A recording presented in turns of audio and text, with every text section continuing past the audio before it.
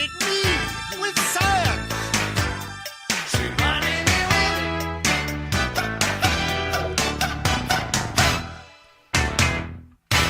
Hello and welcome. So I wanted to do the show today on neuropathy and talk about exactly what it is, what you can do. There's a lot of people that actually suffer from it, and I wanted to actually go through neuropathy and see if it'll make a difference in folks for their lives, because this is a really can be a very, very debilitating symptoms. So if you're listening and you want me to cover or you want to ask a question about this particular topic or really any other, while I'm live on the show, I'm also looking at my email, and so you can send me an email at info@askdrv.us, info@askdrv.us. So let's talk about what exactly is neuropathy, right? So first of all, there are several different types of neuropathy. You can have a peripheral neuropathy, which is what most people actually suffer from. You can have an autonomic neuropathy, and that sort of affects your involuntary functions like your heart rate, your digestion, your blood pressure. And then you can have a focal or a localized neuropathy, which involves like one nerve or maybe a group of nerves that are sort of near each other. But for today's conversation, we're going to primarily talk about peripheral neuropathy because that is what most people suffer from. And peripheral just means it's at the periphery or the end of your body. So peripheral neuropathy impacts your toes, your feet. Sometimes people say they have a lot of problems with the sole of their feet. It may also impact your fingertips and your hands. And that's kind of the areas that we're talking about that are sort of impacted.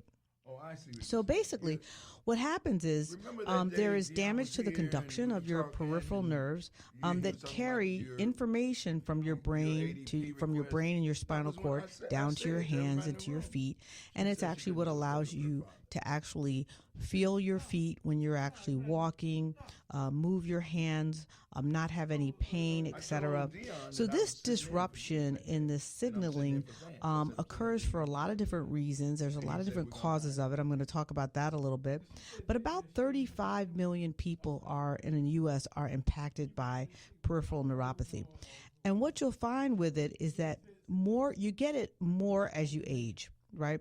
So if you look at folks that are kind of like 40 to 69 years old, about 10% of them will have neuropathy. Folks that are 70 and older, about a quarter of them will have neuropathy. And it can kind of go up from there. You'll also see that we see neuropathy more frequently in people with diabetes. We also see it, and we don't know exactly why, more in men, and we also see it more in African Americans. So what exactly is neuropathy? So for some folks, they actually get sort of like a tingling or a numbness or a burning sensation. Like I said, it can usually start in their hands or feet. It can actually get as bad to the point where it's sort of sharp, shooting, or stabbing pain. There can also be a hypersensitivity to touch. Some folks kind of get weak. They actually find that their feet or their ankles get weak or their hands feel weak. They can't grip things the way they normally actually could grip things. And it's sort of a slow progressing thing. If you have a problem with your grip that's sort of immediate, you want to make sure that you go get checked out for a stroke. And you go immediately to the emergency department. This is something that kind of like occurs really slowly over time. For some people, they lose coordination and balance, again, slowly over time. Again, if you suddenly lose coordination or balance, you should go to your nearest emergency department. And then in the severe cases, what happens is they can completely lose sensation. So if you can imagine, it can be hard to walk if you don't actually feel your feet on the ground, right? In some situations, if you completely lose sensation, you also might have your shoes on too tight or develop wounds on your feet, or you may injure your hands or arms. So those are all the things that are kind of associated with a typical neuropathy. It can be quite debilitating. So let's talk about the causes and a little bit about what you can do for neuropathy. So the first and most common cause of neuropathy is diabetes. If you have diabetes and you start to complain of these symptoms, your physician will not do a workup and will tell you you have peripheral neuropathy related to diabetes. It's very, very common in diabetics, and it's often what leads to them having ulcers or wounds on their feet or leg. So it's very, very common in diabetes. You also see it if people have received chemotherapy. So a lot of chemotherapy agents are what we call neurotoxic. And that is that they are toxic they can be toxic to the central nervous system. They can also be toxic to the peripheral nervous system. And even though the chemo is over, these agents can kind of linger for a little while. We also see neuropathy in autoimmune diseases, things like lupus or rheumatoid arthritis. You can see them in certain infections, shingles, Lyme disease, HIV, certain vitamin deficiencies, particularly B12. We also see them in alcohol abuse, some hereditary diseases like Charcot-Marie-Tooth disease, and various injuries. So that's kind of like what some of the causes are. What I'm going to do is after news you can use, we're going to go into a little bit more about what can you actually do. So I really want to hear about you, and I want to give us a call and ask some questions about this. Our phone number is 1-800-450-7876, 1-800-450-7876, and we'll start answering some questions right after news you can use. All right, what the health is happening? That's the real question. It's also the name of my new podcast. If you have not checked out my new podcast, that is where you go to any episode of the Ask Dr. V show is on the podcast. In addition, there's also episodes on the podcast that have not been a part of the radio show. So if there's things that you want to see, what other topics are there, you want to go to the podcast, which is What the Health is Happening. You can get all the life-changing information that you want and all the inside scoop about all sorts of health matters. It is your dose of reality with me and my friends. Sometimes it's me talking, sometimes I interview folks. It is on all streaming platforms, so you can find it on Audible. You can find it on Apple Podcast. Any sort of podcast platform that you actually listen to, you will actually find it there. So download and subscribe, comment. If there's things that you want to hear more about, let me know. All right, news you can use. I really want to talk about this government shutdown and what is going on with food stamps. I know there's a lot of people in our community that are impacted by this because food stamps, the money did not load up on Saturday. So I wanted to talk a little bit about what you can do. There's a lot of area food banks around in the area. And, go there and get whatever you need. And we need to kind of be able to, as a community, ride this out. So I wanted to just give a couple of names. There is a Capital Area Food Bank. There's a World Central Kitchen, which is wck.org. There's Bread for the City. And there's the ARC. Food and Farm Fridays. Every Friday, they give out organic vegetables and food every Friday. So, if you are one of the people that are impacted by either government shutdown, RIFT, Doge, the food stamps not being loaded up, any of those things, it doesn't really matter. Just go and get what you need. And so, all right. And the next story I wanted to actually news you can use. And this is really important because we're in a time now where we are actually selecting our health insurance. I know for myself at my job, I have until the 12th to select my health insurance. There's a lot of people, if you're on the Obamacare marketplace, I think you have until the end of the year or maybe the first or second week of January.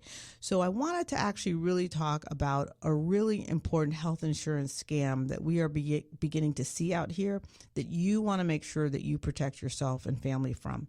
And basically what this is these are folks that actually sell you what you think is health insurance. And actually what it is a fixed indemnity plan. Now, let me tell you what a fixed indemnity plan is.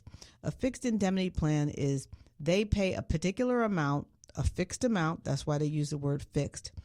And they pay that amount no matter what the bill is. So if the bill is $1,000 and the fixed amount that they pay for that particular service is $200, then you are responsible for the $800. And they are making this seem like to people that is actually health insurance. And it is a fixed indemnity plan. Now, here is how you protect yourself from this. If you are buying insurance today in this marketplace, what you want to ask someone is this ACA compliant, which is Affordable Health Care, or is this compliant with Obamacare? Fixed indemnity plans are not compliant with Obamacare. So that is a question to ask to make sure that you are not subject to these particular scams. You want to make sure to protect yourself and your family out there. If you buy insurance, you want to make sure that you actually really, really have health care insurance so that when you go into the doctors, you can actually get the treatment that you need to get. All righty. Let's get back to some questions here today on neuropathy. If you have any questions, you can give us a call at 1-800-450-7876, 1-800-450-7876.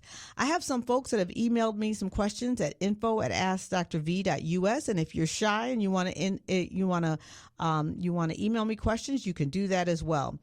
All right, so Francetta asked, what medications are used and are available to actually treat neuropathy symptoms?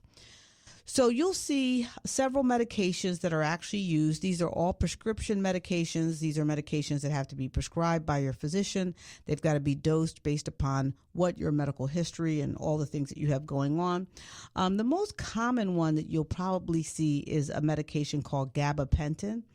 And what gabapentin does is it increases the release of neurotransmitters, and it decreases the release of excitatory neurotransmitters.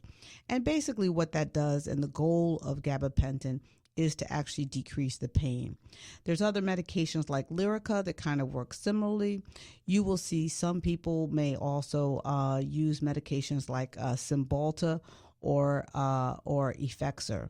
So these are sort of the types of medications that you'll actually see, prescription medications that are actually used for neuropathy. Again, these are prescribed by a physician and dosed by a physician. I had another question, and this question was from Alicia, and she is on gabapentin. So she says, Dr. V, I take 300 milligrams of gabapentin 3 times a day, so 900 milligrams a day for my neuropathy. Sometimes it makes me a little dizzy and it makes me a little sleepy. I was wondering what vitamins and supplements might help with nerve health, and are there any natural solutions that can help? So great question. So yes, there are natural solutions that can help. And they're primarily vitamin related, and some of them are not vitamin related. So let me just kind of go over some of these medications. And I think it's really important. All of these vitamins can be actually obtained through your diet, through your normal diet. You don't necessarily have to go out and buy supplements. And I'm not a big believer in people spending a whole bunch of money on supplements. A multivitamin is fine, but all these various supplements, you can overdose on vitamins. And so I'm very, very careful. But just so you guys know what happens, B12 is all your B vitamins are very, very important for nerve health. And B12 actually helps with the myelin sheath that actually protects the nerve. B1, which is thiamine, actually helps with nerve conduction. B6, also known as pyridoxine, it kind of supports nerve transmitter communication. B9, which is folate, works with B12 to help repair the nerve. And then there's other vitamins like vitamin D, which is low vitamin D is really linked to a higher pain sensitivity and poor nerve recovery. After when COVID occurred, we actually got we began to understand in medicine the importance of vitamin D and measuring vitamin D. So your physician can measure your vitamin D level before taking any supplements, and then he can prescribe vitamin D based upon what that lab result shows. Vitamin E is an antioxidant, and it protects the nerve membranes. And then you have other things like acetyl L-carnitine, which really supports energy metabolism in the cells of the nerve and helps the nerve to actually really be able to regenerate. And you have alpha lipoic acid, which is also an antioxidant that improves nerve blood flow and also helps with glucose metabolism. So in general, I tell people the best thing to do is really look at having a healthy diet. And, certainly, if you want to get a broad spectrum multivitamin and take a broad spectrum multivitamin or a broad spectrum B complex vitamin, a multivitamin would be better because then you can get vitamin D and vitamin E. But I think it's really, really important that whatever you do around this, make sure that you speak with your physician, because some of these vitamins, you can overdose on these vitamins. So, a multivitamin a day doesn't hurt anybody, but if you're going to do anything more than that, you really want to do it in consultation with your primary care doctor. All right. So Belinda asks, how does diabetes cause neuropathy, and how can I prevent it from worsening? Oh, but let me actually take the call before I answer this online question. Let me actually take this caller on line 1. Hi, Kashiba, how are you? I'm fine. Can you speak up just a bit, because I can't quite hear you? Okay, can you hear me now? Better, much better. Okay, I have a couple of questions. The side effects of gabapentin. What are the side effects of taking a lot of gabapentin? And you went through the nutritional supplements rather quickly, because I took one which helped, and it did have R-alpha lipoic acid in it. Yes. As well as bentotiamine. Bentotiamine. Yes. So you took a supplement that was it a multivitamin, or what sort of supplement was it? Well, it's a dietary supplement made by a company. Okay. And it did have all those things you mentioned, in addition to calcium and alpha lipoic acid. You can call back in, but let me actually go over gabapentin and the side effects of gabapentin. So the most common things, because gabapentin is probably the first line prescription medication that your physician is going to prescribe to you. And gabapentin, actually, it is associated at higher doses with fatigue or sedation or sort of lightheadedness or feeling a little dizzy. Some people also get swelling in their lower legs. Less common side effects, there are some people that experience increase in their appetite and a weight gain. And there are some people that kind of experience mood swings, anxiety, or depression. If someone actually has really, really severe side effects to gabapentin, then it will sort of deteriorate their mental wellness, and also they can actually have an allergic reaction. Kashiba, you're back with us. Yes. Great. Okay. I didn't hear the side effects of gabapentin. Yes. So the most common ones are fatigue, sedation, lightheadedness. Some people get a little bit of problems with their coordination, difficulty walking, swelling around their legs. Some people, fewer side effects are things like increased appetite, weight gain, mood swings, memory difficulties. And then very severe reactions are if someone has like an allergic reaction or a significant deterioration in their mental health. Is this a symptom of an actual vitamin deficiency? Is peripheral neuropathy? So peripheral neuropathy can be related to an actual vitamin deficiency. So there are people that have a B12 deficiency and get a peripheral neuropathy, or a folate or thiamine deficiency, and they'll get a peripheral neuropathy. We particularly see that in people that are really severe alcoholics because they're not eating, they're drinking, right? And they'll have really severe B vitamin deficiencies. But you don't advertise any particular nutritional supplement that has all of the above needed deficiencies in it. Yeah, so no, I don't actually. I've kind of shied away from getting in the business of selling supplements. So I more tell people, this is what I tell people I would look for. I would look for a multivitamin that has all of those things in it. And if you could find that multivitamin in a liquid format, I tell people Costco has probably the highest number of liquid supplements that I've actually seen. And the liquid supplements are better than the pills because you get better absorption. Okay. Yeah, so if you can find, but it sounds like you're taking something that had the things that I listed off. Is it helping you? Yes. Yes. Yes, it has, because I had a lot of tingling and pain in the feet. Right.